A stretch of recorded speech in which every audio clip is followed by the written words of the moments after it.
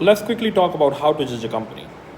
So, broadly, generally speaking, what you do is you look at your company's numbers and you compare them with the previous years to see the trajectory you're on. So, are you improving or are you getting worse?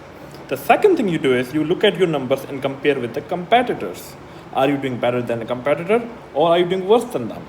And other than that, you can also compare your numbers with industry averages to see in the industry that you are in, are you doing a better job or worse job than the average of that industry. So that's like broadly speaking, how do you compare the numbers? Now within that, if you want to be more specific, you might be asking like what numbers should I compare?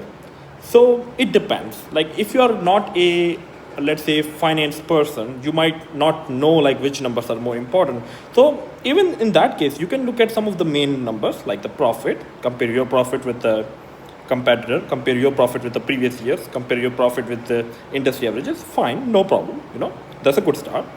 You can compare the cash flow situation of your company compared to the previous years, compared to the competitors, and like I said, compared to the industry averages. But if you get more sophisticated with finance, you start understanding numbers. There's something called ratios. So ratios are calculations that help you understand different angles about a company. So for example, how well the company is doing profitability wise, liquidity wise, solvency wise, efficiency wise.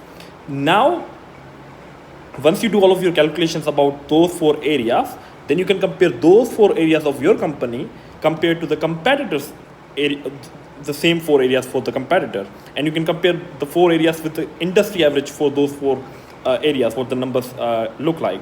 So that's a good way to judge a company overall speaking. Anything more than that is just it's just extra work that wouldn't really add any value to you. In economics you learn the law of diminishing returns. That's really what happens once you start analyzing more than what I just said here. So as far as numbers are concerned, that's all practically speaking what you can do. So yeah, I hope that was helpful for you. If you're looking to invest in a company or trying to see how well your business is doing, please keep that in mind.